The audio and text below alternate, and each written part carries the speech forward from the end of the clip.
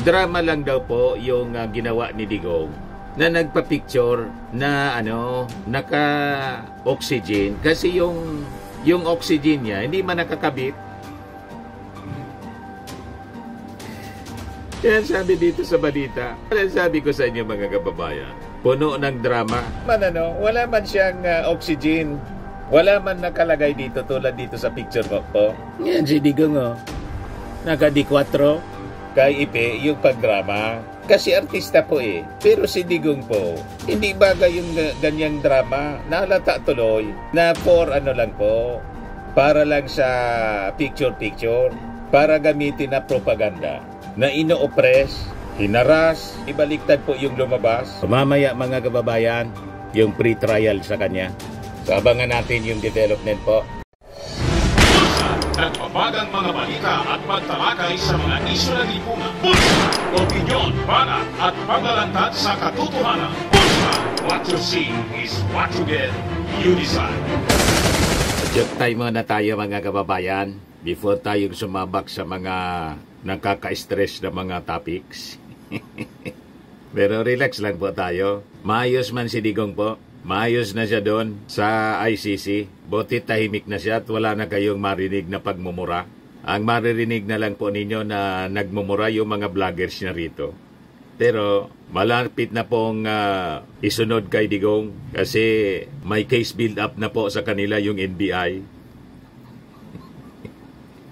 Ayaw kasi ninyong tumino. Itong joke mga kababayan padala ni Ted Almarines. Yung mag-ama, yung tatay sa kayong anak na lalaki, nag-uusap sila nang biglang mapansin ng tatay. May pasa yung anak, may pasa sa mukha, parang yung hinampas na pulis, hinampas sa ulo ni Hanilet. Nagkabukol sa ulo. Pero pinatawad na si Hanilet ng SWAT. Okay lang niya yon. Kita ninyo ang pagkakaiba ng pulis ngayon. Mabait ang pulis ngayon. Hindi tulad ng panahon ni Bato. May order kasing kill. O ngayon, sabi ng tatay, bakit anak may may pasa ka sa mukha? Sabi ng anak na lalaki, nakipag-away po ako.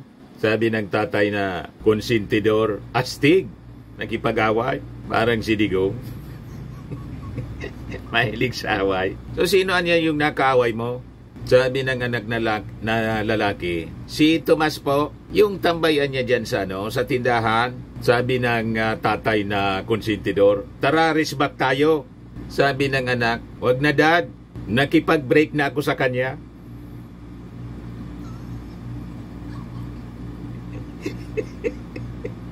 Wag na daw risbakan yung si Tomas na tambay sa tindahan kasi anyway, break na daw sila.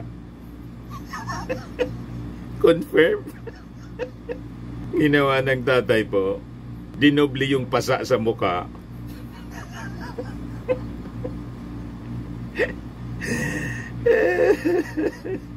Nakipag-break na kay Tomas yung anak niyang lalaki. Hindi man pala lalaki, Rustom pala. Sino niyang Rustom? Basta Rustom. Matik na po. 200. Padala mo na lang yung yung GCash number mo. Kasama ka na rin sa monthly draw. 5,000 yung price natin sa monthly draw. Yung hindi mabobonot, qualified pa sa grand draw. Sa December, 10,000 pesos yung cash price. Ngayon, balik tayo mga kababayan dito sa ating seryosong kwento. Kasi sabi dito sa balita, drama lang daw po yung ginawa ni Digong na nagpa-picture na naka-oxygen kasi yung oxygen niya hindi man nakakabit. Yan sabi dito sa balita. Sabi ko sa inyo mga kababayan, puno ng drama. Biglang naging dramatic actor mga kababayan si Digong. Para lang mga kababayan, ang objective nila madala sa ospital. May ibang agenda po para hindi po mailarga papuntang ICC. Hindi lumusot. Hindi nakadraw mga kababayan yung drama. Hindi lumusot kay General Torre. Iastig po si General Torre. Nagakuha ng katapat po si Digong. Yan sabi dito sa balita ng saan ba to? Politico News. Drama lang. Sabi ni John B. Crimolia, DILG Secretary, yung oxygen anya ni Digong was not connected to tank. Tama o. Nagpa-picture lang po, mga kababayan, para gamitin nila sa propaganda. Kasi nang mailipat po sa eroplano, naka-D4 si Digong.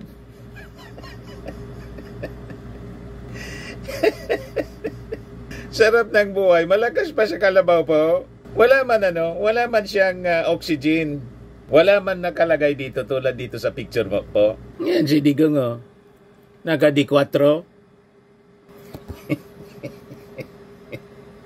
Tapos nagpakalat po, before na isakay sa eroplano, nagpakalat ng video, nagpakalat ng picture na naka-oxygen. Hindi masyado mga kababayan na plano, nagmamadali kasi for pictorial man lang pala. Hindi man nakakabit sa tangke. Booking tuloy yung drama, mga kababayan. Yan o. Kaya sabi dito sa balita, former President Rodrigo Duterte may have been feigning weakness when he was photographed inside the holding area of Villamor Air Base using an oxygen tube that was not actually connected to a tank, sabi po ni Interior Secretary John V. Crimolia. Sa interview po ng Billionaire News Channel ni Pinky Webb kahapon, sabi po ni John V. Crimolia, the widely circulated photo shared by Senator Bongo demonstrate the former president's flair for dramatics. Mula sa aksyon to drama. Ganon din yung mga supporters nila. Mula sa pagiging maisog, naging iyakin. Nagiyakan po yung mga DDS, yung mga vloggers. Yan kasi, tigilan ninyo yung mga drama ninyo kasi hindi man kayo mga artista, mga aktor. Nauli tuloy. Kaya ninyo si Ipe na nang isakay sa eroplano, i-arrest si Digong, talagang umiyak. May yinakap pa po si Badoy yata yung yinakap. Madali lang yon kay Ipe yung pagdrama. Kasi artista po Pero si Digong po, hindi bagay yung ganyang drama. Nahalata tuloy na for lang po, para lang sa picture-picture, para gamitin na propaganda, na ino-oppress, hinaras, ibaliktad po yung lumabas, ang nangbuli po, at nanghampas, si Anilet. Ang nambuli si Digong, pinagbantaan si General Torre. Trinetin daw siya, sabi doon sa press briefing ni Yusek, Attorney Claire Castro kahapon. You see? Pero hindi po nagpatinag si General Torre. A real hero, mga kababayan, at talagang maisog. Maisog siya pero hindi siya mayabang. Kita ninyo? Ganon yung ating mga pulis ngayon sa Marcos administration, hindi yung during the time ni Digong sa pamumuno ni Bato. Naging killing machine po yung PNP. Kaya ngayon, na-redeem. Gumanda yung imahe, mga kababayan ng PNP ngayon, sa Marcos administration. Kasi sa paglaban sa krimen, bloodless po. Paglaban sa droga. O dito naman po sa pag-arrest, walang nasaktan po. Nasaktan pa po yung SWAT. Inampas sa ulo ni Hanilet. Pero tingnan ninyo, pinatawad ng pulis. Kasama niya yan sa hazard, sa risk. Sabi ng babaeng pulis na nagkabukol dito po sa ulo. Kaya sabi po dito ni John B. Crimolia, if you really look at the picture the tube is not attached to the tank. They have a certain flair for theatrics. We know media coverage would have inflamed the situation. So I think keeping silent worked out better. Ihanda po yung PNP sa lahat ng eventualities. Kasi po yung mga police nagpaka-body cam po. So documented lahat. Kitang-kita kung sino yung mga recorded, mga tao sa palibot, sa paligid. Kaya lahat ng narrative nila natunaw. Yung mga videos, mga kababayan, na pinapaviral nila, walang kumagat, na pinapalabas, kawawa yung mga Duterte.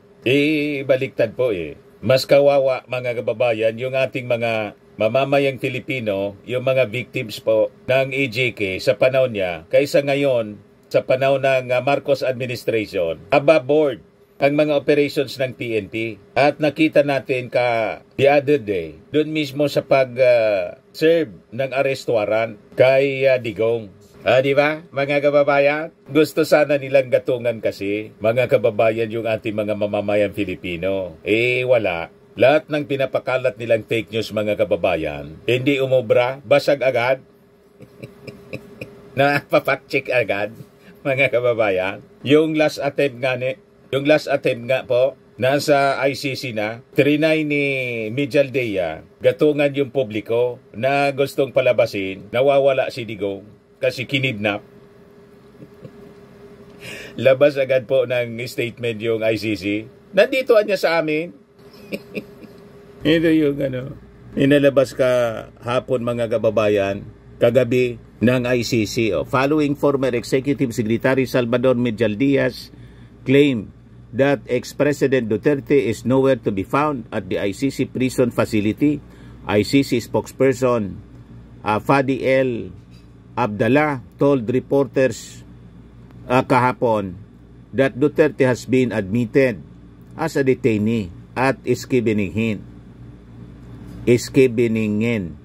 The medical check-up on Duterte upon arrival at The Hague was just a standard procedure for all suspects under ICC custody. We recall the importance of respecting the integrity on the judicial process. So hawak po, mga kababayan. At ngayon nga, first day ng pre-trial meeting para sa kanya. Ilalay po. Ayan yung mga judges, mga kababayan.